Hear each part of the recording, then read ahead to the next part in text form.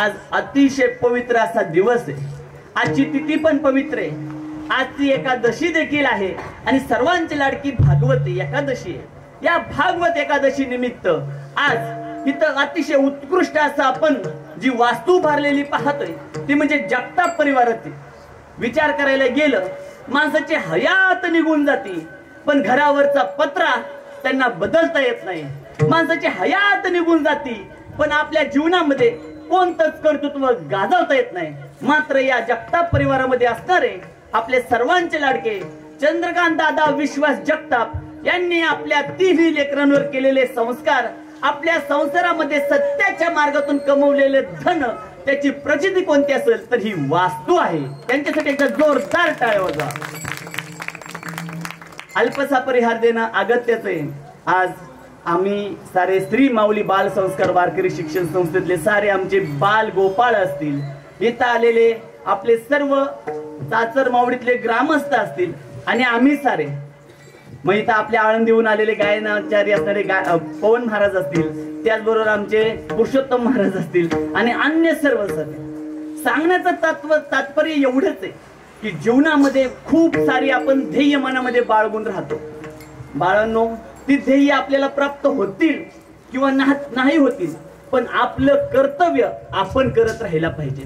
जर तुम्ही विचार करा, जेजुरीतून एखादा व्यक्ती पुण्याला चाललाय आणि जाताना तो नाचत चाललाय, चालत चाललाय किंवा पळत चाललाय, पण जात असताना त्याला आज न उद्या सासवड लागणार आहे, आज न उद्या दिवे घाट लागणार आहे, आज न उद्या हडपसर लागणार आहे आणि अखेरीस त्याला स्वारगेट लागणार आहे। पण हे कधी त्याला प्राप्त होणार आहे? ज्या वेळेस तो त्याच्या जीवनामध्ये काय जपेल? कन्सिस्टन्सी, सातत्य।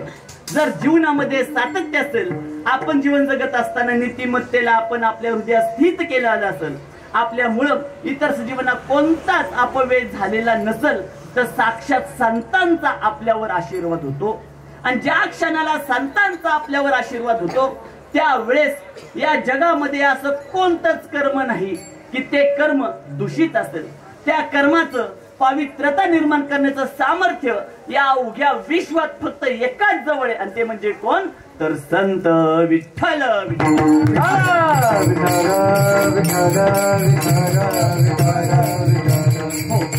महाराज, संतांचं एवढं महत्व का? त्या संतांना देखील दोन पाय आहेत, दोन हात आहेत, दोन डोळे आहेत। ते संत देखील कधी कधी वेळ प्रसंगी कठोर वागतात, त्यांच्या चेहऱ्यावर आम्ही संताप पाहतो। मग त्या संतांबद्दल एवढं आपण आत्मीयतेने का बोलताय? माता माऊली त्या संतांना या दुरस्त असणाऱ्या मायेने अजिबात भुलवलेलं नाहीये। त्यांनी या मायेचा खोटेपणा ओळखला आणि आपलं उभं आयुष्य सर्व सजीवांच्या, सर्व मनुष्याच्या जीवनाचा उद्धार करण्याकरिता भगवंताच्या सेवेमध्ये समर्पित केलं। संत दोन प्रकारचे असतात, कान देऊन ऐका। संत दोन प्रकारचे असतात।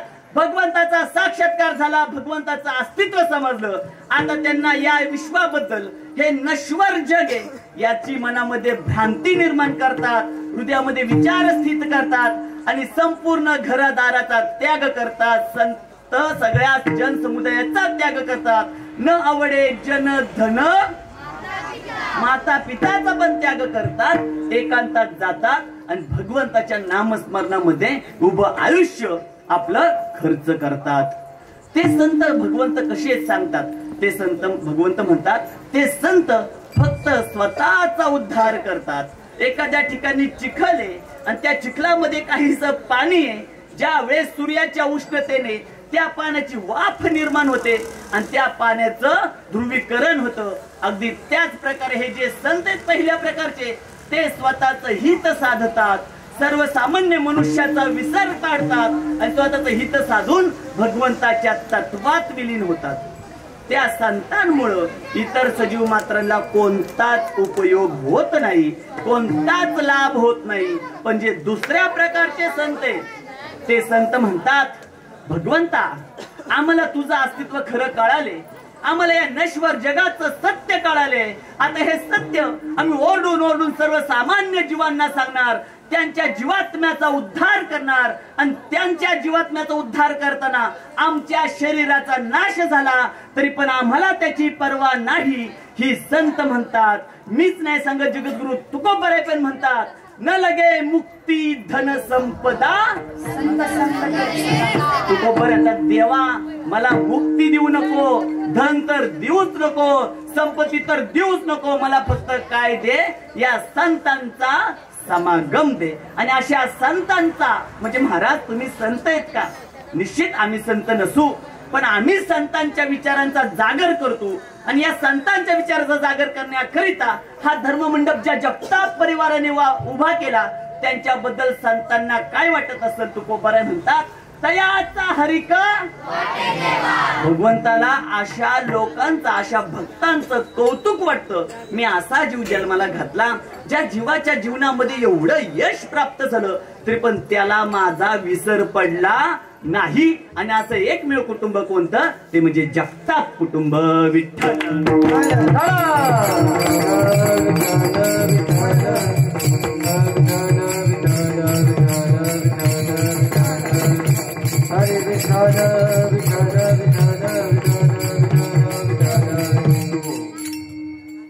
पहा, वास्तू उभी करत असताना अनेक गोष्टी असतात.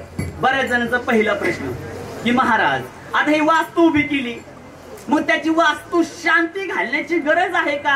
हा पहिला प्रश्न राहतो. परंतु ज्या वेळेस आपण तुका म्हणे नाही विश्वास ज्या मनी पुराणामध्ये पाहिल्यानंतर आपल्याला कळतं की ही वास्तू शांती करत असताना आपल्याला अशा संतांच्या विचारांचा, हरिकथेचा आणि भगवंताच्या नामाचा उच्चार करणं अगत्याच आहे. त्याला कारण काय महाराज? त्याला कारण एकमेव आहे की ज्या वेळेस वास्तू शांती करत असताना आपल्या ब्राह्मण काकांनी ज्या मंत्रांचा उच्चार केला, त्या मंत्रांच्या उच्चाराने या वास्तूची शांती होत असताना जर अपव्ययाने, अतिशय चुकीच्या पद्धतीने एखादा मंत्र, अनावधानाने एखादा मंत्र खालीवर झाला, त्याचा उच्चार खालीवर झाला संस्कृताचा, तर त्याचा अर्थ बदलतो. आणि अर्थ बदलला तर त्या यज्ञ देवतेला त्या मंत्राचा कोणताही फायदा होत नाही. मग त्यामध्ये राहिलेली थोडीफार कमतरता ही पूर्णपणे भरून काढायची असेल तर त्यासाठी काय करायला पाहिजे? हरिकीर्तन करायला पाहिजे. हा सगळ्यात महत्वाचा उद्देश. आणि त्याच्याही पलीकडे महाराज ती सगळं राहू द्या, पण वास्तू शांती घालायची का ते आम्हाला सांगा. अनेक जण आहेत महाराज लग्नातल्या प्रथा बदलायला लागल्या. लग्नामध्ये पण म्हणायला लागले की आता आम्हाला ब्राह्मणाची गरज नाही, आता आम्हाला फक्त दोघांची नाही गरज, आता आम्हाला काही गरज नाही. असं नाही म्हणून चालत. एका ठिकाणी सांगण्यात आलं, तर मी काय ब्राह्मण नाही बरं का, पण भागवतात काय म्हणतात नाथ महाराज, ब्राह्मण हे भूदेव आहेत. भू म्हणजे जमीन, जमिनीवरचे देव तुल्य असणारे ब्राह्मण आहेत. पण ते कोणते? ज्यांचं आचरण शुद्ध आहे. मग महाराज अशी वास्तू ज्यावेळेस आपण आता जगताप परिवाराने कधीतरी याचा पाया खांदला असेल, हा पाया खांदत असताना त्या वास्तूमध्ये इथं अनेक दिवस कधी एखादी भिंत उभी राहिली, कधी इथं सिमेंटची गोणी टाकली, कधी स्लॅब उभारला, यामध्ये खूप कालावधी गेला. मग हा कालावधी जात असताना जे प्रेत युनितली लोक असतात, जे निशाचर लोक असतात, जे सूक्ष्म जगतातील लोक असतात, ज्यांना मुक्ती प्राप्त झालेली नाहीये, चांगले असतात, वाईट असतात, मग ते कुठे राहतात? अशा निर्जन स्थळी राहतात. आता ते इथं वावरतात. ते आपल्याला या जड डोळ्यांनी दिसत नाहीत, त्याला ज्ञान चक्षू लागतात, मग ते इथं वावरत असतात. मग आता ते त्यांच्या मनात काय विचार येतो? आता ही वास्तू उभारण्यासाठी त्यांना साधारण 8-10 महिने किंवा वर्ष, 1.5 वर्ष लागलं असेल. 1.5 वर्ष झालं इथं रात्रीचा एकही मनुष्य राहिला नाही. मग ते सूक्ष्म जगतातले जीव इथं वावरत असतात. मग ते वावरत असताना त्यांचा ग्रह असा होतो, ही जागा माझीच आहे, ह्या वास्तूमध्ये माझं एवढ्या दिवस झालं राहणं चाललंय ना, ही जागा माझीच आहे. आता तुम्ही वास्तू शांती न करता डायरेक्ट आले तिथं राहिला, आता काय करायचं? मग ते आपल्याला त्रास देतात. त्याच्याही पलीकडे जाऊन सांगतो, तुमचा माझा आहार काय? आपला आहार काय? भाजी पोळी चपाती. अगदी त्याच प्रकारे जे सूक्ष्म जगतातले वाईट शक्ती आहेत, निशाचर, प्रेत युनी वगैरे, त्यांचा आहार काय? मानवाचे मलमूत्र, विष्ठा, त्याचबरोबर उलटी, थुंकी, लघुशंका हे सगळं कोणाचा आहार आहे? त्या प्रेत युनितल्या ज्यांनी ज्यांनी हा दुर्लभ मनुष्य मिळाल्यानंतर आपल्या जीवनामध्ये या शरीराचा स्वतःच्या हाताने आत्महत्या करून नाश केला, त्यांना भगवंत सूर्य तारे असेपर्यंत कधीच त्या स्वर्गामध्ये काही नरकामध्ये पण जागा देत नाही. त्यांनी याच निशाचर योनीमध्ये भटकत राहायचं आणि कायम याचाच आहार घ्यायचा. हे दोन झाले. म्हणजे दिव्य शक्ती आहे सूक्ष्म जगतातल्या, त्यांचा आहार काय? त्यांचा आहार म्हणजे ज्यावेळेस आपण मंत्रोच्चार करून त्या यज्ञामध्ये आहुती टाकतो आणि त्या आहुतीतून जो धूप बाहेर निघतो त्यातून त्या सूक्ष्म दिव्य शक्ती तृप्त होतात. म्हणजे एवढ्या सगळ्या गोष्टींची शांतता आज जगताप परिवाराने इथं हिंदू परंपरेप्रमाणे केलेली आहे. ही सगळी केल्यानंतर त्यांच्या घरामध्ये आवर्जून सांगतो काय नांदणार आहे? तर सुख नांदणार आहे. काय येणार आहे? तर समृद्धी येणार आहे. हे कशाच्या जोरावर? तर या नामस्मरणावर. विठ्ठल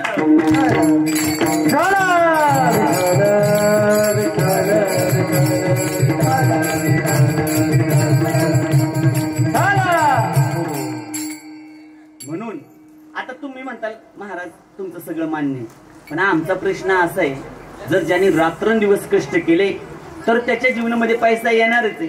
पैसा आला तर तो घर बांधणारच आहे, बरोबर का नाही? तुमच्या मनात प्रश्न येईल.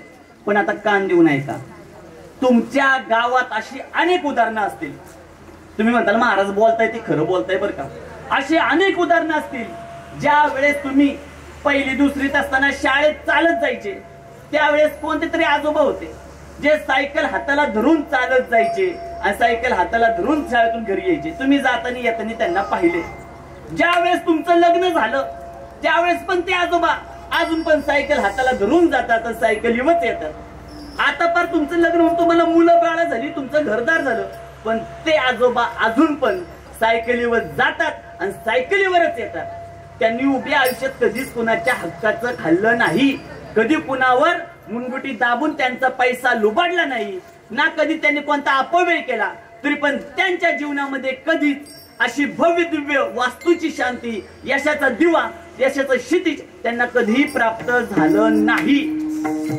आठवा, तुमच्या गावात असे अनेक जण असतील की त्यांना आम्ही पाहतोय पहिल्यापासून चांगलीच आहे, पण त्यांच्या जीवनामध्ये यश कधी त्यांना प्राप्त झालं नाही. त्याला कारण काय महाराज? त्याला कारण एकच आहे, एकमेव म्हणजे प्रारब्ध. पूर्वजन्मीच्या संचित कर्मामुळे प्रारब्ध निर्माण होतं. या जन्मामध्ये आपण म्हणतो आम्ही एवढं चांगलं वागतो, एवढं चांगलं वागतो, तरी पण आमच्या जीवनामध्ये दुःखच येतंय, दुःखच येते. त्याला कारण काय? आपण पूर्वजन्मी केलेल्या चुकीच्या कर्मांमुळे या जन्मामध्ये आपल्याला दुःख प्राप्त होते. मग ते प्रारब्ध 3 प्रकारचं सांगितलं. पहिलं प्रारब्ध सांगितलं संचित प्रारब्ध म्हणजे प्रारब्ध. दुसरं सांगितलं तीव्र प्रारब्ध. पहिलं प्रारब्ध आपण देवाची भक्ती पूजा केली त्यातून आपल्याला सौम्यता प्राप्त होते. दुसरं प्रारब्ध सांगितलं तीव्र प्रारब्ध. तीव्र प्रारब्धामध्ये तुमचा कुठंतरी शरीरातला एखादा अवयव निकामी होतो, कोणत्या पण कारणास्तव, कधी हातात जाईल, कधी डोळ्यात जाईल, कधी कानात जाईल. ते तीव्र प्रारब्धाने आपल्याला ते उपभोगावं लागतं. मग ते तीव्र प्रारब्ध सौम्य करायचे तर त्याला काय कारण आहे? त्यासाठी मार्ग सांगितलाय, संतांची सेवा करा, वारकऱ्यांची सेवा करा, कुठेतरी दान धर्म करा. मग त्या सौम्यता त्या तीव्र प्रारब्ध झाले ते. पण जे तिसरं प्रारब्ध आहे ते आहे तर तीव्र प्रारब्ध.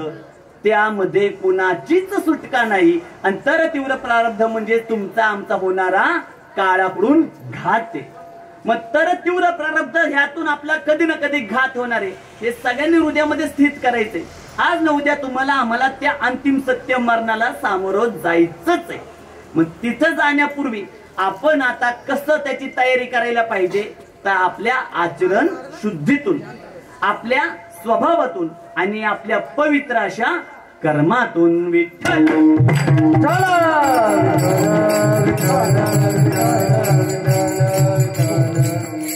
आता मी तुम्हाला सांगितलं की कोणत्या लोकांच्या जीवनामध्ये चांगलं वागून पण यश प्राप्त होत नाही, तर अशा लोकांच्या.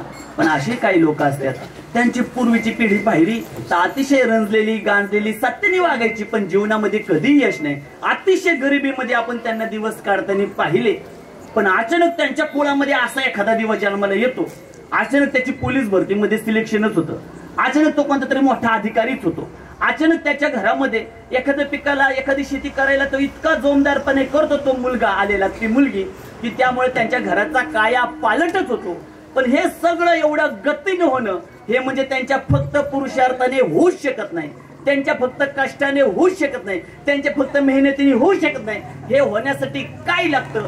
कोणत्या तरी संतांची तुमच्यावर कृपा लागते आणि अशीच कृपा जगताप परिवारावर झाली ते अभंगाचं प्रथम चरण आज आपल्याला इथं जाणवते. महाराज विचार करा, दुसऱ्या चरणात बहिणाबाई सांगतात महाराज आज घेतलेला अभंग साक्षात बहिणाबाईंचा आहे. म्हणजे जे स्वतः ब्राह्मण कुळात जन्माला आल्या मात्र ज्यांनी आपल्या सद्गुरूंच्या स्वरूपात तुमच्या माझ्या जगद्गुरु तुकोबारायांचा स्वीकार केलाय. सद्गुरूंबद्दल असणारी तन्मयता काय असते महाराज? ज्याच्या जीवनामध्ये गुरु नाही झाले, ज्यांनी कुणाला आजपर्यंत गुरु म्हणून स्वीकारलं नाही, त्यांचा जन्म खरंच वाया गेला. म्हणजे आज तुम्ही मान्य करा नाही तर नका करू, आज तुम्ही जीवनामध्ये पाहताल परंतु ज्या क्षणाला या शरीरातून तुमचं सूक्ष्म अंतवाहक शरीर बाहेर निघल आणि तुम्ही त्या प्रेतामध्ये घुसून उठण्याचा प्रयत्न करताल त्यावेळेस तुम्ही स्वतःला स्वतः दूषण लावत बसताल की मी जन्म घेतला का आणि जन्म वाया घालवला का. जीवनामध्ये कुठेतरी गुरु असणं गरजेचं आहे. तुकोबराय म्हणतात कंठी मिरवा तुळशी, आणि तुकोबराय ते उडं नाही जमत ना, ठीक आहे तुम्हाला नाही गाळ्यामध्ये माळ घालायची ना, ती पण मी मान्य करतो. शेवटी तुकोबराय म्हणतात म्हणवा हरीचे दास. तुकोबराय म्हणतात मला फक्त एवढीच आश आहे की तुम्ही हरीचे दास म्हणा. तुकोबरायांचे 3000 अभंग गाथेतले वाचले ना बाळांनो, ते गाऊ शकतात, ते जगातल्या लोकांना निर्वाळा सांगू शकतात. पण 3000च्या अभंगांच्या नंतरचे अभंग ज्या वेळेस तुम्ही वाचताल त्यामध्ये तुकोबरायांनी तुम्हाला आम्हाला अशा ठेवणीतल्या शिव्या दिल्यात, तुम्ही मोठ्याने एकांतात पण त्या शिव्या ते अभंग वाचू शकत नाही. कारण तुकोबराय म्हणतात अरे येड्यानो पुढे दरी आहे, पुढे तुम्ही जाऊन मरणार आहे, पुढे तुम्ही जाऊन नरकात चढणार आहे. आता जाग व्हा, साधा सोपा उपाय गगनाहुनी वाढ मुखी नाम ऐसी साक्ष. तुकोबराय म्हणतात अरे काही नका करू, देवाचं नाव तर घ्या. मग बहिणाबाई आपल्याला ना एका अभंगामध्ये म्हणजे स्त्रीच्या विचारांची काय व्यापकता असते. अनेक अभंग आपण पाहिले पण हा एकमेव असा अभंग आहे की ज्या अभंगामध्ये शके 1200 ते शके 1800 पर्यंतचं सगळं वर्णन आपल्या बहिणाबाईंनी या 6 चरणांच्या अभंगामध्ये व्यक्त केले. म्हणजे एक महिला, ज्या महिलेचं लग्न अवघ्या 5व्या वर्षी झालं, म्हणजे विचार करा त्या वेळी पूर्वीच्या काळीमध्ये बालपणी लग्न व्हायची. या बहिणाबाईंच्या हृदयामध्ये ज्यावेळेस कोल्हापुरामध्ये कीर्तन चालू असताना त्यांनी त्या गुरूंचं कीर्तन ऐकलं, एका महाराजांचं कीर्तन ऐकलं, पण त्या कीर्तनामध्ये महाराजांबद्दल जेवढी आत्मीयता निर्माण नाही झाली त्यांनी विचार केला अरे ज्यांनी हा अभंग लिहिला त्या अभंगामध्ये शब्द मोत्यासारखेच, जर त्यांच्या अभंगात मध्ये असणाऱ्या शब्दांचं एवढा आपल्यावर प्रभाव पडतो तर ते स्वतः कसे असतील. मनोमन ते जगद्गुरु तुकोबरायांचा विचार करायला लागले, उठता बसता तुकोबरायांचे अभंग गायला लागले. मनामध्ये तुकोबरायांचा चेहरा त्यांनी कधी पाहिला नव्हता पण मनामध्ये धारण केल्या वृत्तीत त्यांनी तुकोबरायांचा चेहरा निर्माण केला. माता माऊली त्या बहिणाबाईंना जगद्गुरु तुकोबरायांनी समोर येऊन अशी तुळशीची माळ गळ्यात नाही घातली, पण जगद्गुरु तुकोबरायांनी त्या बहिणाबाईंच्या स्वप्नामध्ये जाऊन त्यांना आपला शिष्य घेऊन स्वीकारलं. ही आजही आज पाहायला गेलो अनेक अशी लोक आहेत की ज्यांना एखाद्या गुरूंबद्दल आत्मीयता निर्माण झाली, तन्मयता निर्माण झाली, विश्वास निर्माण झाला, प्रेम निर्माण झालं, त्या गुरूंनी त्यांच्या साक्षात स्वप्नामध्ये येऊन त्यांना आपला शिष्य म्हणून स्वीकारले. संत आणि भगवंत हे त्यांच्या इच्छेशिवाय कुणाच्याच स्वप्नात जात नाही. राग नका मानू. आज पाहायला गेलं तुमची काय जणांची वय पार 60च्या पुढे गेली, पण आजपर्यंत आपल्या स्वप्नात कधी पंढरीचा पांडुरंग नाही आला, आजपर्यंत आपल्या स्वप्नामध्ये कधी माऊली नाही आल्या. आपल्या स्वप्नामध्ये काय आलं? शेजारच्याची विहीर आली. आपल्या स्वप्नामध्ये काय आला? शेजारच्या घोट्यातली म्हैस आली. आपल्या स्वप्नामध्ये काय आली? शेजारच्या घरातली सासू आली. आता काय करायचं? आपल्या स्वप्नामध्ये असे विचार कधी येणार आहेत ज्या वेळेस आपण काय करणार त्या भगवंताचा जास्त नाही थोडा तरी विचार करायला पाहिजे. मग बहिणाबाई आपल्याला या अभंगातून सांगतात ज्या प्रकारे आज जगताप परिवाराने एवढं भव्य दिव्य वास्तू उभारली, अगदी त्याच प्रकारे या वारकरी संप्रदायाची धुरा आज ज्यांच्या अभंगावर तुम्ही आम्ही सारे आज भाकरी खातो, तुम्हाला आम्हाला एवढा मोठा नाव लौकिक प्राप्त होतं. आज आपली वयाची गणना नसताना आपल्यापेक्षा 3-4 पटीने मोठी असणारी लोक आपल्या पायाला स्पर्श करतात. हे लेकरांना हे सगळं कुणाचं महात्म्य? तर त्या संत श्रेष्ठ ज्ञानोबरायांचे. याचा पाया कुणीतरी रचला असेल, एखादं मंदिर बांधायचं त्याचा संकल्प कुणीतरी केला असेल. आम्हाला माहिती नाही या घरामध्ये आम्हाला राहता येईल का. आज चंद्रकांत भाऊंनी विचार नाही केला ज्यावेळेस त्याचा पाया रचला होता. मला माहिती नाही या घरात मला राहता येईल का नाही, मला माहिती नाही. पण तरी देखील त्या घराच्या त्या प्रत्येक पायाच्या त्या विटासोबत त्यांनी आपला भावना, आपला वेळ, आपला प्रत्येक क्षण तिथं खर्च केला. मला नाही राहता आलं तरी चालेल, पण माझी लेकरं तर त्यात राहतील. याला व्यापकता म्हणतात. जशी संतांच्या ठाई सर्व समाजाबद्दल व्यापकता आहे, अगदी तशीच आई वडिलांच्या ठाई आपल्या लेकरांबद्दल तेवढी व्यापकता असते. या जगामध्ये अनेक नाती असतात, पण आई वडिलांचं नातं त्याची तोडच कुणासोबत येऊ शकत नाही. त्यातल्या त्यात आईचं नातं म्हणजे आज आपल्या वंदनात आहे ना, रोहितदादांच्या वंदनात आहे ना, हा, तर त्यांचं आपल्या लेकरांसोबत असणारं नातं याची तडजोड करता येणार नाही महाराज. कारण एकदा केस उभी राहिली, कोर्टात केस उभी राहिली. एक मनुष्य होता, त्याला 2 बायका आणि आता त्या मनुष्याचं अपघाती निधन झालं. पण त्यांनी काय केलं होतं, आपल्या संपूर्ण संपत्तीचा वारसदार म्हणून त्याचा जन्माला नवजात आलेल्या शिशूला त्यांनी तो वारसदार केलं होतं. आता मज्जा अशी झाली, नवजात म्हणजे अवघत 3-4 महिन्याचं लेकरू. आता 3-4 महिन्याचं लेकरू, सावत्र आई म्हणायची ही लेकरू माझ आहे आणि खरी आई म्हणायची ही लेकरू माझ आहे. दोघे आता एखादं झोपलंय त्याला जागा करणं सोपं आहे, पण एखाद्याने झोपचं सोंग घेतले त्याला जागा करणं कठीण आहे. म्हणजे नाटक करायची ही लेकरू माझच आहे, खरी आई तोंडाला हात लावायची, अरे देवा माझं लेकरू आहे, मी याला जन्म दिला, मला जेवढं त्याच्याबद्दल आता मी तर डोळ्यातून पाणी वाहिना माझ्या तेवढं तिच्याच वाहतंय.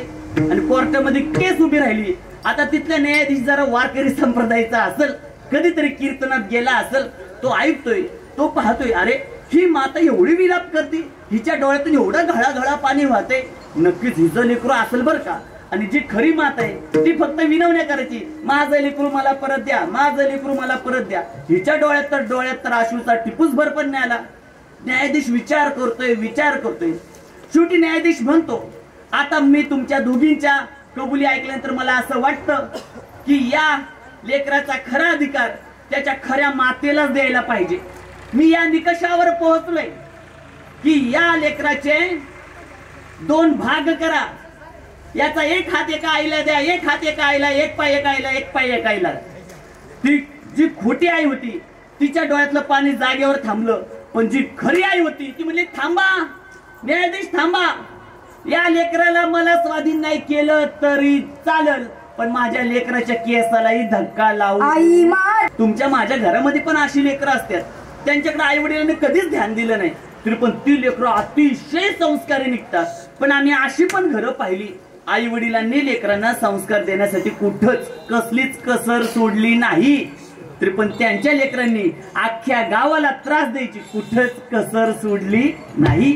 दारू पिऊन गावोगावी महाराज, आता मला ना राग नका मानू, पण माझ्यावर काय जण मंगेश दादा आक्षेप घेत्याल, पण तरी पण मला सांगावंसं वाटतंय. कारण की आता आम्ही लहान आहे, आता आम्ही लहान असताना काही बोललो तर लोक म्हणतात जाऊ दे ह्याला काय करते, दुर्लक्ष करतात. पण आज मला सांगायचंय, गावोगावी मोठमोठ्या दिंड्या उभ्या राहतात आणि दिंड्या उभ्या राहिल्यानंतर काय करतात महाराज, गावातल्या लोकांकडून ती वर्गणी जमा करतात आणि जमा करून काय करतात, पंढरपूरला 40-40 लाखाच्या जमिनी विकत घेतात, 2-2 गुंठ. ते काही स्वतःच्या संसाराला लावत नाही, पण तिथं जमिनी विकत घेतात. 30 लाख रुपये बांधकामाला खर्च करतात, 1 कोटी तिथं खर्च केले. आणि गावातून ही तिथं पंढरपूरला गेल्यानंतर त्या 1 कोटी खर्च केलेल्या वास्तूमध्ये किती दिवस राहणार आहेत? 2 दिवस, फक्त वर्षातले 2 दिवस राहणार आहेत. माझं एवढंच म्हणणं आहे, 1 कोटी तिथं खर्च करण्यापेक्षा 5-10 लाख रुपये आपल्याच गावामध्ये एखादा असं चांगलं वारकरी संप्रदायाचं संस्था म्हणत नाही, पण आठवड्यातून एक चांगला क्लास चालू होईल असं जर केलं ना, मला माहिती नाही तुमच्या गावातली पोरं पुढे जाऊन कीर्तनकार होत्याल का, प्रवचनकार होत्याल का, याची अजिबात शाश्वती नाही. पण तुमच्या गावातली पोरं जर असा क्लास आपल्या गावात निर्माण झाला तर तुमच्या गावातली पोरं कधीच कोणत्याच कंजाराच्या आड्यावर सापडणार नाही. एवढं मी तुम्हाला सांगतो, मी छाती ठोकून सांगू शकतो. याची गरज आहे महाराज. प्रत्येक गावामध्ये जाऊ गेलं ना पाहायला भेटते, म्हणजे अक्षरशः नक्षत्रासारख्या दिसणाऱ्या मुली आणि त्यांचे वडील पूर्णपणे दारुडे. मग त्या मुलीवर गावातले किती लोक वेगवेगळ्या प्रकारे नजरा टाकतात, बाहेरची लोक कशी मुजरी गाजवतात याच्यापाशी ते सामर्थ्यवान नाहीये. मग ती मुलगी पण काय विचार करते, माझा वडीलच तसा आहे त्यामुळे ती पुन्हापाशी टाव फोडणार आहे. आज आपल्याला कळायला पाहिजे, आज व्यसनाधीनतेपासून दूर व्हायला पाहिजे पिढी. पण आज पाहायला गेल्यानंतर सगळीकडे पाहतोय स्वैराचार माजलाय. दारू पिणं म्हणजे फॅशन निर्माण झाली. राग नका मानू, पण तुम्हाला मी जाणीवपूर्वक सांगतो, मी पुण्यामध्ये हॉस्टेलला राहिलेला विद्यार्थी, माझं MBA झाले. तुम्ही आपल्या गावातल्या मुली ज्यावेळेस कॉलेजला हॉस्टेलला पुण्यामध्ये ठेवता, अतिशय आपल्या मुली खानदानी आहेत, अजिबात वाईट नाही ते. पण तिथं असताना ज्यावेळेस तुम्ही त्यांना हॉस्टेलमध्ये ठेवताना जाणीवपूर्वक तिथली शहानिशा करणं तुमचं आद्य कर्तव्य. मुलीला न सांगता अचानक हॉस्टेलमध्ये जाणं तुमचं कर्तव्य. तिथे गेल्यानंतर आता तुमची मुलगी हॉस्टेलमध्ये ठेवली, तिच्या हॉस्टेलच्या रूम मध्ये एखादी दुसऱ्या राज्यातली मुलगी आली. आता ती मुलगी म्हणते तिला, अरे जिंदगी एक ही बार मिलती है, लेने में क्या जाता है, लेने में क्या जाता है. आता क्या लेने में जाता है माहितीये का? हाँ, दारू लेने में क्या जाता है, बियर लेने में क्या जाता है म्हणतात. आता र देवा, आपली पोरगी म्हणते नाही करायचं, नाही करते ती. अरे जिंदगी एक बार आहे, जीवनामध्ये आले तर एक गोष्ट, सगळ्या गोष्टी एकदा तरी केल्याच पाहिजेत. मग मला असं वाटतं सगळं जीवनात एकदा जरी करायचे ना, मग त्या डीपी मध्ये हात घालून पण बघा एकदा. तिथं नको, ते नाही करायचं. मग ह्या मुली तिथं असताना आपली चुकीची संगत लागली की वाह्यात होत जातात. म्हणून राग नका मानू, तुमच्या मुलींवर आपण आपलं लक्ष देणं गरजेचं आहे.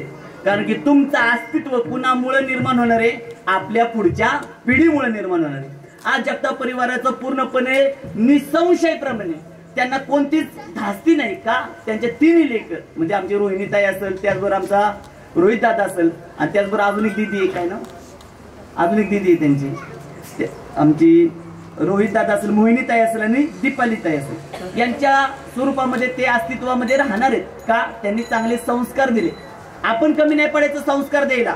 मग ज्ञानोबरांनी रचलेला पाया म्हणजे तुमचा माझ्या वारकरी संप्रदायाचा पाया 1200 मध्ये रचला गेलेला आहे मित्रांनो.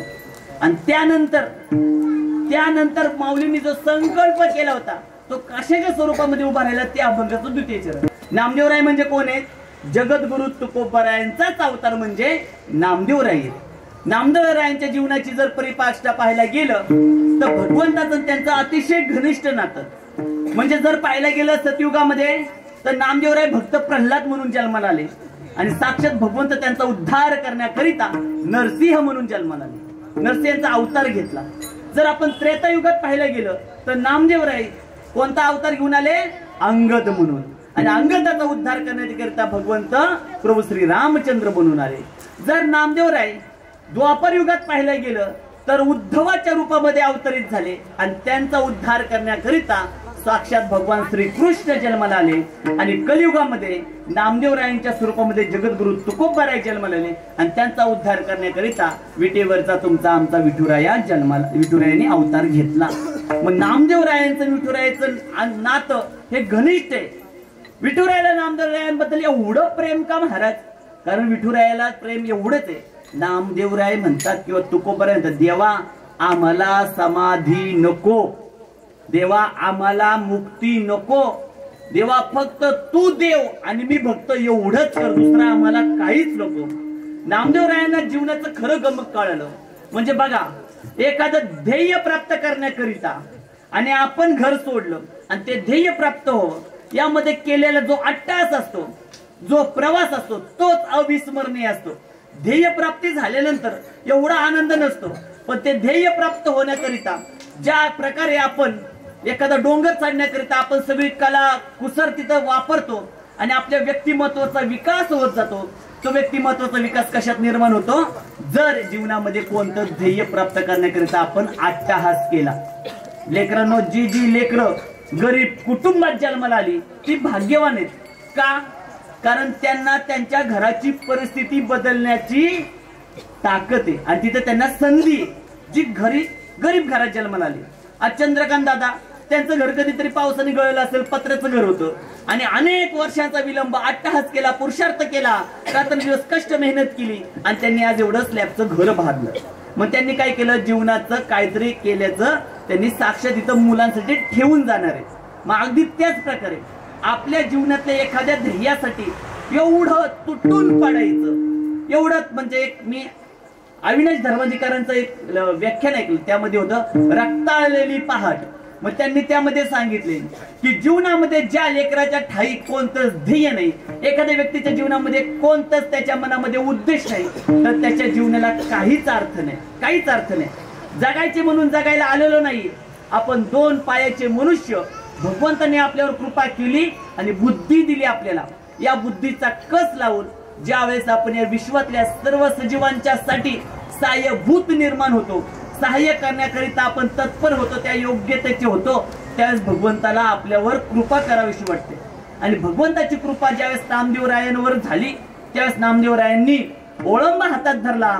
या वारकरी संप्रदायाचा, देवालयाचा त्यांनी चांगल्या प्रकारे शहानिशा केली आणि ते देवालय उभारण्याचा आवारा अख्खा कुणी उभा केला, ते अभंगाचं तृतीय चरण. आपण पण आपल्या जीवनामध्ये आपल्यावर काय काय जण तर महाराज, आमच्या आई वडिलांना वाटतच नाही आम्ही कीर्तनकार व्हावं, आमच्या आई वडील तर म्हणतात कशाला जातोय टाळ फुटायला, असे म्हणतात. महाराज, ज्याचा मग आपण होतो ना अनाथाचा नाथ, अगदी त्याच प्रकार, ज्याचा आई वडील नाही, आपण विचार करतो हे चांगलं कार्य करतोय ना, आमच्या आई वडिलांना कशाला करतोय, पण त्या देवाची इच्छा आहे तू हे कार्य चांगलं कर, आपल्या हातून घडणार आहे. आणि अनेक जीवनामध्ये, माझ्या जीवनात तर एवढे अनुभव आले महाराज. आजचा एक मूर्तिमंत अनुभव सांगतो तुम्हाला. म्हणजे आता पाहायला गेलं, पहिल्यांदा त्याला जोड देतो जुन्या अनुभवाची, त्यामुळे तुम्हाला ती सत्यतात उतरेल. पहा, माझ्याकडे 4-2 रुपये असले ना, मी खूप विचार करायचो, करू का नको खर्च, असं तसं ही ती नव्हतो बरं का. म्हणजे विचार करायचो, विचार करायला पाहिजे. आमच्या दत्त मंदिरावर ज्यावेळेस मला टाळ ही वाजवता येत नव्हता, आमचे वैकुंठवासी हरिभक्त पर्यंत दशरथ ते जगताप, ज्यावेळेस मी कीर्तनाला गेलो 7 ते 9 कीर्तनामध्ये जाऊन बसलो, आमचे नाना म्हणले अरे कीर्तनाला बसतो कशाला, टाळ घेऊन वाजव. म्हणलं नाना मला काय टाळ जमत नाही. अरे कसा पण वाजव, पण वाजव. असे म्हणणारे कमी आहेत बरं का गावात. कितीही चांगला वाजवला, पण तो जर आपल्या भावकीतला असला, हे तू टाळ ठेव, भावकीतला असला तरी म्हणतात पहिला ह्याला नाकापेक्षा मोती जड कशाला बाजूला करतात. आमचं नाना म्हणलं वाजव टाळ. मग जीवनात टाळ भेटला, कसा वाजवतोय, नाचतोय मन भरून, पावल्या खेळतोय, चुकत्यात तरी खेळतोय. सगळं कीर्तन संपलं, सगळी जेवायला बसली. मग मी भात घेतला वाढायला. मग भात वाढत होतो सगळ्यांना, आणि एकादशीच होती. स्वप्नील बास नाही घ्या घ्या घ्या घ्या, सगळ्यांना बळ बळ बळ वाढला आणि सगळं झालं. आणि नंतर मलाच राहिला नाही. म्हणलं देवा, असं कसं तुझ्या बघण्यात एवढं नसलं मलाच राहिलं नाही, जाऊ दे म्हणलं. मग पुढच्या एकादशीला गेलो, टाळ घेऊन उभा आहे, पण मनामध्ये एकच विचार, मला मागच्या वेळेस भात राहिला नव्हता, आज सगळ्यांना थोडा थोडा द्यायचा. सगळ्यांना भात वाढायला लागलो. स्वप्नील देत, अहो थांबा, तू लय जण राहिले, थांबा. थोडं मागितलं तर लोकांना दिलं नाही, थोडा वाढला. आणि त्या दिवशी पण भात शिल्लक राहिला नाही. म्हणलं देवा असं आहे का, दिला तरी ठेवत नाही, नाही ठेवलं तरी ठेव, उपाशी ठेवलं. मग तिसऱ्या एकादशीला गेलो, मन भरून नाचलो. आणि मनामध्ये एकच, आपल्याला असंही राहत नाही तसंही राहत नाही, त्यामुळे काय करायचं, आता भात संपवायचा. मग सगळ्यांना बळ, अरे बास नाही, तुम्हीच का, नको बळ वाढला. पण त्या दिवशी भात राहिला. म्हणलं देवा तुझं असं आहे का, देऊ का नको केलं, देव आहे ती पण घेऊन जातो, आणि किती पण देत बसलो, देव दिल्याशिवाय राहत नाही. माझ्या जीवनातलं ते अनेक अनुभव महाराज. आजचा जागता अनुभव मी आमच्या आर्य भिसे माऊलींना सांगून गेलो. म्हणजे मी आज जेजुरीमध्ये गेलो होतो, आता मला माहितीच नाही, ऑनलाईन आल्यामुळे महाराज. पहिले एखाद्याला 10,000 रुपये पेमेंट करायचं म्हणजे आपल्याला हातात मोजून द्यायचो. अयो 10,000 म्हणजे 500च्या 20 नोट गेला, तू लागायची. पण आता एखाद्याला 10,000 द्यायचं, पटकन मानतो देतो. आपल्याला कळत नाही 10,000 गेले, व्यवहार झाला. मग हे आता माझ्या लक्षातच नाही माझ्याकडे पैसे किती आणि किती नाही. मी गावाला गेलो, आमच्या आजीला लागणारे पैसे दिले, आणि तेवढ्यात एक माझ्या मित्राला म्हणलं असं म्हणजे ठीक आहे काय हरकत नाही. मला वाटलं माझ्याकडे लय पैसे आहेत, आणि मी त्याला पण देऊन टाकले. आणि नंतर मी एका ठिकाणी गेलो दुकानामध्ये, आणि तिथं माझं आज म्हणजे मी गेलो कशा तरी केस कापायला गेलो, तिथं गेलो. आणि तिथं गेल्यानंतर माझं बिल झालं, आणि त्यामध्ये मला 100 रुपये द्यायचे होते, माझ्या खात्यावर 70 रुपये. देवा, म्हणलं जाऊ दे, पण मी पैशाचा विचार करत नाही. आणि मग मी सांगायचं माध्यम एकच आहे की नंतर तिथून मी येत होतो तेवढ्यात माझ्या एका मित्राचा फोन आला. म्हणजे स्वप्नील इकडे जरा महत्वाच्या व्यक्तीसोबत भेटायचं. मी गेलो आणि गेल्यानंतर बघा ही जीवनाची कला तुम्ही आत्मसात करा, आता तुम्हाला हे उपयोगी पडणार आहे. मी गेलो, मग ते म्हणले चला चला शिवानंद हॉटेलला चला. म्हणलं आता माझ्याकडे तर काय नाही म्हणलं, पण म्हणलं गेलो मी तिथं. म्हणजे आईला फोन करते, तिथं गेलो, बसलो, आम्ही लस्सी पिली आणि मग तो त्यांनी काढली भगवद्गीता. भगवद्गीता मॅडम कसली काढली, जी 10,000 रुपयाला आहे. आतर देवा. आणि ते सांगायला लागलं, म्हणलं माझ्या खिशात नाही 10 रुपये, हे मला 10,000ची भगवद्गीता सांगतात. आता तिथे एखादा काय म्हणलं असतं डायरेक्ट, आता आपली काही ताकद नाही बरं का, तुम्ही कशाला माझ्या पुढे एवढं सगळं सांगताय, किती काय केलं तरी तर नकारच भेटणार आहे असं म्हणलं असतं ना. मी त्यांचं सगळं ऐकून घेतलं. मग ऐकल्यानंतर म्हणलं आता तर आपण घेऊ शकत नाही, पण भविष्यात नक्की विचार करू. मग त्यांना माझं नम्रता आवडली. नम्र झाला भूता त्याने कोण दिली आनंद. म्हणलं ठीक आहे महाराज, आपण ही भगवद्गीता बाजू ठेवू, नंतर नक्की घ्या ज्यावेळेस वाटेल त्यावेळेस. तुम्ही काय करता, ज्यावेळेस मी सगळं सगळं सगळं सांगितलं त्यांना. आणि ज्या वेळेस मी माझ्या गाडीत बसून जायला लागलो, म्हणले थांबा इकडे या म्हणले. आणि बळ बळ त्यांनी माझ्या खिशामध्ये मंगेश दादा नोटांचं बंडल ठेवला. नको म्हणतोय नको म्हणतोय नको म्हणतोय. आणि नंतर पुढे गेल्यानंतर मी अरे मुली म्हणलं मोजा, ते म्हणले 13,000 रुपये. म्हणजे बघा बरं, तो माणूस माझ्या उभ्या आयुष्यात पांडुरंगाची गादी आजपर्यंत कधीच भेट झाली नव्हती त्याची माझी. मी त्याचं नाव पण ओळखत नव्हतो. हे काय असतं माहितीये का, तुम्ही ज्यावेळेस धर्माचं एखादं कार्य करता आणि ते कार्य करत असेल, तुम्हाला रुपया जरी कमी पडला, पोराला माहितीये रुपया जरी कमी पडला, तर भगवंत म्हणतात जो धनाची देवता आहे, कुबेर देवता आहे, त्या कुबेराची मी बदली करून टाकल जर धर्माचं कार्य करत असताना कुणाला रुपया जरी कमी पडला. मग स्वप्नील महाराजांना भगवंत कमी का पडून देना, कारण हे कार्य माझं स्वतःच चाललंय का. ह्या लेकरांचं भवितव्य घडवण्याचं कार्य स्वतः घडणं सोपं, इतरांना घडवणं कठीण. पण आमच्या चाचर मॅडम आणि चाचर सरांना ते सर्वात सोपे. न्हावी भोंगवलीला आता सध्या अतिशय चांगल्या प्रकारे ते कार्य करतात.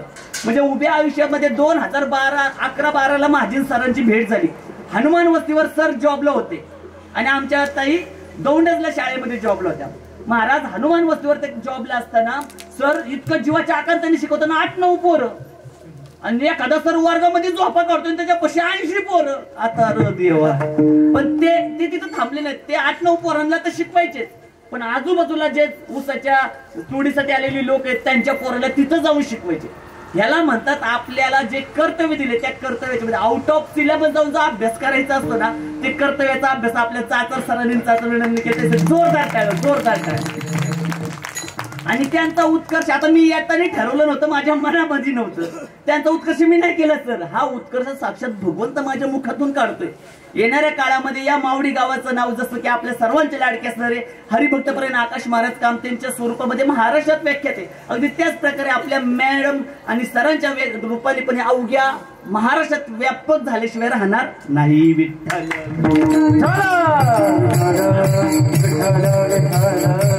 हो.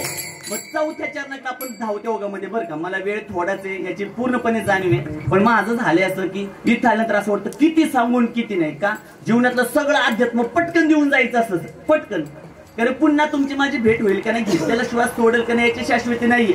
त्यामुळे जितकं शक्य तेवढं दुसऱ्या लोकांना, दुसऱ्या जीवांना आणि त्या भगवंताची ओळख होण्याकरिता आपण निमित्त व्हायचं.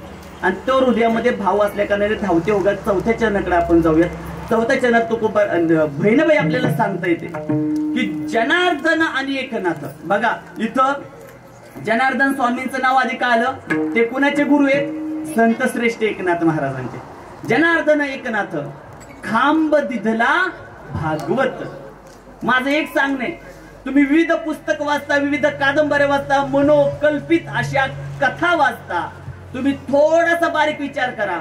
आमची ज्ञानोबरांची ज्ञानेश्वरी आणा, श्लोक नका वाचू, ओव्या नका वाचू, फक्त त्याचा अर्थ वाचा.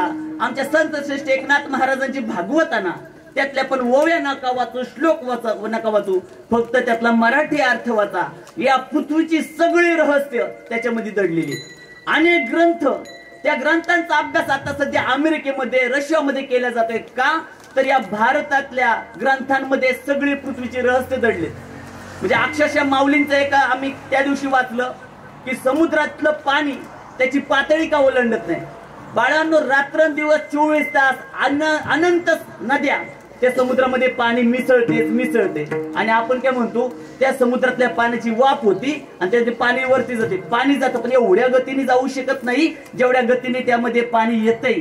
अमेझॉन नदी असेल, गंगा नदी असेल वगैरे. मग याचं खरं गमक काय तर माऊलींनी सांगितले, समुद्राच्या मध्यभागी वाडनावल नावाचा एक ज्वालाचा गोळा आहे. जसं ज्वालामुखी असतो ना तसा अग्नीचा गोळा आहे आणि त्या गोळ्यामध्ये ते सगळं पाणी समर्पित होतंय. म्हणून समुद्र कधीच आपली पातळी ओलांडत नाहीये. आता हे कोणी सांगितलंय? 16 वर्षाच्या पोरांनी, म्हणजे तुमच्या माझ्या माऊलींनी. ज्ञानोबरायांना हे ज्ञान कुठलं प्राप्त झालं? कोणत्या एज्युकेशन सोसायटीमध्ये शिकायला होते? नाही. हे कुठून ज्ञान प्राप्त झालं? जे पिंडी ते मग तुमच्या माझ्या शरीरात जे 7 दिव्य चक्र त्यातून त्यांना ते ज्ञान प्राप्त झालेले. म्हणून त्यासाठी काय पाहिजे, कधीतरी आपल्या ग्रंथांना आपण चाललं पाहिजे. मग जनार्दन स्वामी हे किल्लेदार होते देवगिरी किल्ल्यावर. देवगिरी किल्ल्यावर आज किल्लेदार असलेल्या जनार्दन स्वामींनी प्रत्येक क्षणाला स्वप्नामध्ये गेले. कुणाच्या? नाथ महाराजांच्या. संत श्रेष्ठ एकनाथ महाराज, त्यांचा जन्म कोणत्या तिथीवर झाला? मूळ नक्षत्रावर. आणि मूळ नक्षत्रावर एखाद्याचा जन्म झाला तर त्याच्या आई वडिलांच्या जीवाला धोका असतो. आणि झालं देखील तसंच. नाथ महाराजांचा जन्म झाला आणि त्यांच्या आई वडिलांचं देहावसान झालं. आता त्यांचा सांभाळ कोणी केला? त्यांच्या आजी आजोबांनी. आणि ज्यावेळेस नाथ महाराजांचं वय 10-12 वयाचे झाले तर त्यांच्या स्वप्नामध्ये सारखं एक देवगिरी किल्ला यायचा, तिथला किल्लेदार यायचा. नाथ महाराजांच्या मनामध्ये कुतूहल निर्माण झालं. सारखंच का ती वाटे ती आणि विचार त्या डोंगरावर काय, त्या डोंगरावर काय. घरचे म्हणायचं किल्ला आहे. हा पहाटे 4ला एकदा उठले नाथ महाराज आणि घरदाराचा त्याग केला आणि किल्ल्यावर जाऊन तिथले किल्लेदार असणाऱ्या जनार्दन स्वामींच्या चरणी लीन झाले. नाथांच्या तिथं असणारे त्यांनी जनार्दन स्वामींची अनेक सेवा केली. मग सरपणांना असेल त्यांची विविध गोष्टींची सेवा केली.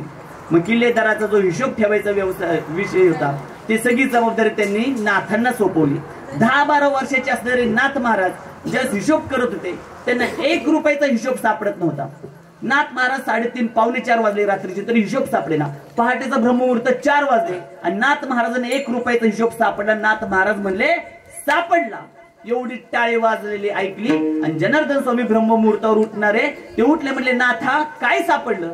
त्यावेळेस म्हणले गुरुदेव मला हिशोबामध्ये 1 रुपयाचा घोटाळा होता, तो सापडत नव्हता. मग जनार्दन स्वामी म्हणले अरे नाथा तू 1 रुपयाचा घोटाळा शोधण्याकरिता अख्खी रात्र खर्च केली. त्याच्यापेक्षा जर तू अर्धी जरी रात्र त्या भगवंताला सापडण्यासाठी खर्च केली असती तर तुला साक्षात्कार झाला असता. मग नाथ महाराजांच्या जीवनातले सगळे विचार एका दुसऱ्या मार्गाला लागले. तो मार्ग म्हणजे कोणता? गुरुदेव मला साक्षात्कार म्हणजे काय ते सांगा. मग गुरुदेव त्याला म्हणायचे वेळ आल्यानंतर सांगल, वेळ आल्यानंतर सांगल. आणि झालं देखील असं. एकदा जनार्दन स्वामी वन विचरण करत असताना जाताना त्यांनी पाहिले त्यांच्यासोबत त्यांचे नाथ महाराज होते. एक नाथ त्यांच्या सोबत चालला होता. जनार्दन स्वामी म्हटले नाथा थोड्या वेळ थांब. जनार्दन स्वामी घनदाट जंगलात चाललेत. पण ज्यावेळेस शिष्याला एखादी गुरु म्हणतात ना हे करू नको, शिष्य केल्याशिवाय राहत नाही. नाथ महाराजांना गुरु म्हणले तू येऊ नको, पण नाथ महाराज पाठीमागे गेल्याशिवाय राहिले. माझे गुरु एवढ्या घनदाट जंगलात चाललेत कुठं? आणि जनार्दन स्वामी आतमध्ये गेले आणि नाथ महाराजांनी चित्र पाहिलं. एक डोक्यावर असणारी जटाधारी, चेहरा अतिशय तेजस्वी, हातामध्ये कमंडलू, काखेमध्ये झोळी, पाठीमागे कुत्रे आणि जवळपास एक गाई आहे. आणि त्यांच्यापाशी जाऊन माझे गुरुदेव नमस्कार करतायत आणि माझ्या गुरूंना त्यांनी आपल्या झोळीतले काही भाकरीचे तुकडे दिलेत. माझ्या गुरूंनी एका भांड्यामध्ये घेतलेत, त्या गाईचं दूध काढले आणि त्या शिळ्या तुकड्यांचा माझ्या गुरूंनी काला केलाय आणि गुरुदेव हळूहळू तो काला खातात. नाथ महाराज धावत गेले. म्हणले अहो गुरुदेव थांबा थांबा थांबा, कधीतरी महिन्यापूर्वीची असेल ती भाकर आणि या कोणत्या माणसाकडून तुम्ही अशी भाकर खाताय? त्यावेळेस नाथ महाराजांना त्यांचे गुरुदेव म्हणले नाथा तुला साक्षात्कार पाहिजे होता ना, एक घास घेतला. आणि ज्या गुरूंनी नाथांना घास देण्याचा प्रयत्न केला बाळांनो, नाथांना माहिती होतं की गुरूंना अपायकारक आहे, पण माझे गुरु मला देतात ना. तर नाथांचा तो विषारी जरी घास असला, त्यांच्या गुरूंचा जरी तो विषारी घास असला तरी पण नाथांनी तो प्रेमाने आपण ग्रहण केला. जसा ग्रहण केला तशीच नाथांना तिथं समाधी लागली आणि त्या ब्रह्म समाधीमध्ये नाथांना साक्षात्कार झाला. आणि साक्षात्कार झाल्यानंतर जे माऊलींनी पाया रचलेल्या या देवालयाचा खांब नाथांनी आपल्या एकनाथी भागवत या ग्रंथातून उभा केला. तेच अभंग 4थं चरण. मग 5व्या चरणामध्ये आपल्याला बहिणाबाई सांगतात की तुका झाला असे कळस आणि पुढे जाऊन म्हणतात भजन करा. हा, जीवनामध्ये काय काय जण एवढी जबरदस्त गायन करतात, मग ते कधी गायनाला गेले नाहीत, कधी त्यांनी कोणता आलापचा अभंगाचा कधी पाठ केला नाही, रियाज केला नाही, पण तरी देखील त्यांचा स्वर अगदी योग्य लागतो, तरी देखील त्यांचा काकडा अख्खा पाठ आहे. म्हणजे म्हणतात ना की काय काय जण आळंदीमध्ये 5-5 वर्ष राहिली तरी पण हा काकडा पाठ नाही झाला. पण गावाकडची काय काय लोक मशीनच्या माग फिरली तरी पण 9 काकडाच्या मालिका त्यांच्या पाठ आहेत महाराज. हे कशाचं होतं काय, त्यांची विठुरायावर असणारी श्रद्धा आहे. मग आपल्या हृदयामध्ये ती श्रद्धा. मग जगद्गुरु तुकोबारायांना कळस झाल्याचा मान दिलाय महाराज. कळस म्हणजे म्हणतात ना, विठुरायाला पंढरीला कधी गेला तर तिथं ज्यावेळेस भगवंताचं दर्शन होत नाही त्यावेळेस काय म्हणतात, काळसाचं तरी दर्शन करून येऊ निघून. आता भागवत एकादशीला एवढी गर्दी, लोक लांबून म्हणतात काळसाचं दर्शन झालं, देवा तुझं आम्हाला दर्शन झालं. पूर्वी कळस कुठून दिसायचा, पार वेळापूरच्या तिकडून दिसायचा, पार आपल्या वाखरीच्या तिथून कळस दिसायचा विठुरायाचा. पण आता विठुरायापाशी एवढ्या बिल्डिंग उभ्या राहिल्या, विठुराच्या खालूनच कळस दिसत आहे कधी कधी. का, आता जनसमुदाय वाढला, पण भगवंताबद्दल असणारी तीर्थक्षेत्राच्या ठिकाणी असणाऱ्या लोकांची भक्ताची तेवढी स्थिरता राहिली नाहीये. पण आजही तुम्ही आळंदीला जाऊन पहा, आळंदीला कोणतीही माता माऊली भाकरी करायला लागली ना, पहिली भाकरी त्यांची कुणासाठी असते, कुणाच्या नावाने असते, माऊलींच्या नावाने असते. का, तिथं असणारे वारकरी शिक्षण संस्थेतली लेकरं बाळांनो घरोघरी जाऊन मधुकरी मागतात.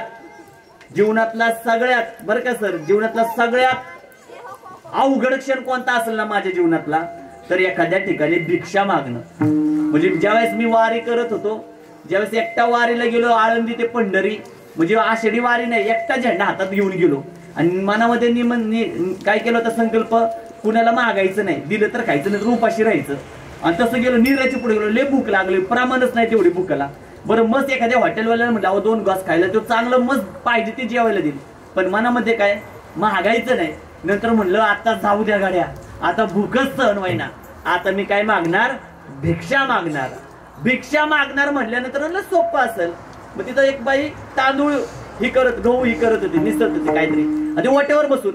मग मी जायचो, मला व्हिडिओ काढायची सवय, मी माझ्या डाव्या खिशामध्ये तो मोबाईलचा व्हिडिओ चालू करून मी माझ्या जीवनातली भिक्षा मागतोय ना, मला भागायचे काय होते.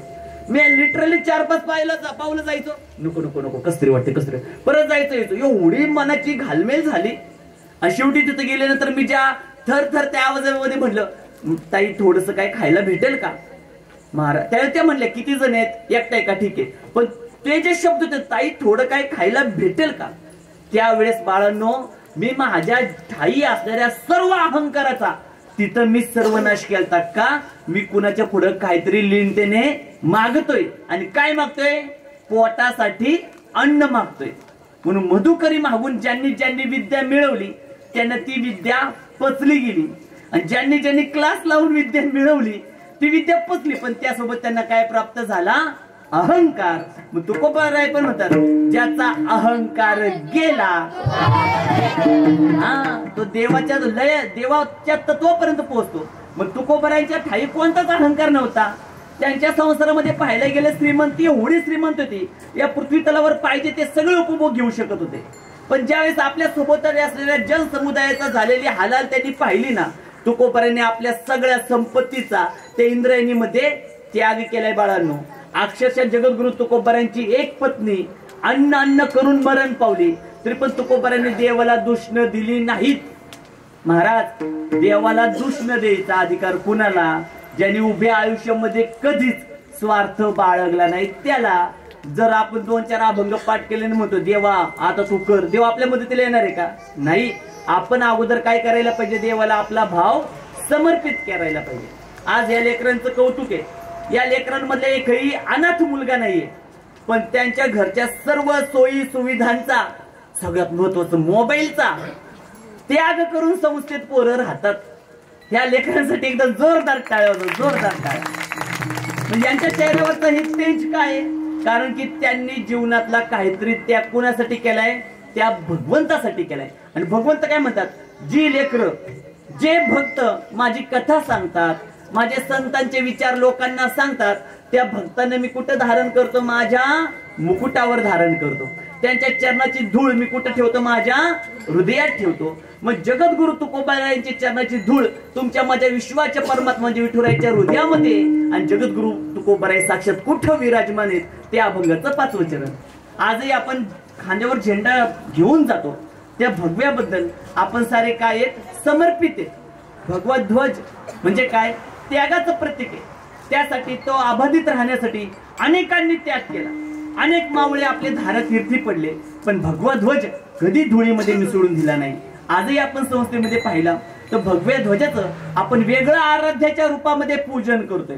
ते भगवा ध्वज आपण आपल्या संस्थेवर उभारलाय का, नाही माऊली, त्याचं एका मंदिरासारखं आपण त्याचं पूजन अर्चन करतो. हे भगवा ध्वज कशाचं प्रतीक आहे, तुम्हाला आम्हाला त्या बलिदानासारखं त्या धर्माच्या रक्षणासाठी आणि आपल्यापासून इतर सजीवांचा उद्धार होण्यासाठी आपल्याला बलिदान करण्यासाठी सावध करणारा, प्रेरणा देणारा कोणता ध्वज असेल तर भगवा ध्वज आहे. आपण बऱ्याच वेळा पाहतो सूर्य ज्यावेळेस उगवतो त्यावेळेस देखील आकाशाचा रंग कसा असतो, भगवा असतो, आणि ज्यावेळेस सूर्य मावळतो त्यावेळेस देखील आकाशाचा रंग कसा असतो, भगवा असतो. आज इथं अनेक सुशिक्षित लोक आहेत. पूर्वी लोक म्हणायची 1750च्या अगोदर लोक म्हणायची की सूर्य पूर्वेला उगवतो आणि पश्चिमेला मावळतो, पण आपले माऊली म्हणायच्या सूर्य पूर्वेला उगवतो आणि पश्चिमेला मावळतो हा फक्त भास आहे. सूर्य आपली जागा कधीच सोडत नाही, पृथ्वी स्वतः भोवती गोल गोल फिरती. आणि त्यावेळेस सगळे म्हणायचे हे काय पण बोलतात, माऊली म्हणायचे की पृथ्वी गोल आहे. सगळे शास्त्रज्ञ म्हणायचे पृथ्वी चपटी आहे. जर पृथ्वी गोल असती तर लोक खाली पडले असते, पण माऊलींनी शके 1200 मध्ये हे सांगितले पृथ्वी गोल आहे. आणि 1750 नंतर जेव्हा शास्त्रज्ञ नासाच्या यानातून चंद्रावर गेले, मंगळावर गेले, मग त्यांनी पाहिलं म्हणजे अरे अरे पृथ्वी तर गोलच आहे. म्हणजे विचार करा, हे सगळं ज्ञान आपल्या ग्रंथांमध्ये. आणि ही लेकरं ज्यावेळेस आम्ही भागवत वाचतो, एकनाथी भागवत वाचताना एवढ्या मोठमोठ्या गोष्टींचा त्यामध्ये उलगडा होतोय की आम्हाला असं वाटतं की याच्यासारखं शिक्षण आम्हाला भेटलं आमचं परम भाग्य. बाळांनो, तुम्हाला मला आज आपल्या या रोहितदादाच्या वास्तूच्या शांतीनिमित्त मी तुम्हाला एक सांगितलं की तुम्ही आज संस्थेमध्ये असताना ज्या ज्ञानेश्वरीचं तिथं आपण वाचन करतो, म्हणजे ज्ञानेश्वरीचा अर्थाचं निरूपण करतो, भागवताचं निरूपण करतो, तुम्हाला काय वाटतं ते मी सांगतोय तुम्ही शिकताय, म्हणजे तुम्ही विद्यार्थी मी शिक्षक असं नाहीये. तिथं एक मोठा यज्ञ चाललाय, आणि तो यज्ञ कोणता आहे, ज्ञानाचा यज्ञ. ज्या ज्या वेळेस आपण तिथं भागवत ज्ञानेश्वरी वाचतो लेकरांनो, त्या त्यावेळेस तो यज्ञ प्रज्वलित होतो. आणि ज्या ज्यावेळेस आपल्याला ज्ञानेश्वरी भागवताचं विसर पडणार आहे त्यावेळेस त्या यज्ञाचं खंडन झाल्याशिवाय राहणार नाही. अगदी अशाच प्रकारे. आणि यज्ञाचं खंडन कधी होतं, ज्यावेळेस तुम्हाला जीवनामध्ये मोठं यश प्राप्त झालं की लोक देवाकडे पाठ फिरवतात. अनेक लोक आपण पाहतो देव जोपर्यंत कृपा करत नव्हता, अतिशय गरिबी हालाकीची परिस्थिती, त्यावेळेस लोक देवाला एवढी पाठीमाग लागायची की विचारू नका. पण जसं त्यांच्याकडे संपत्ती आली, पैसा आला, नंतर लोकांनी देवाकडे पाठ फिरवली.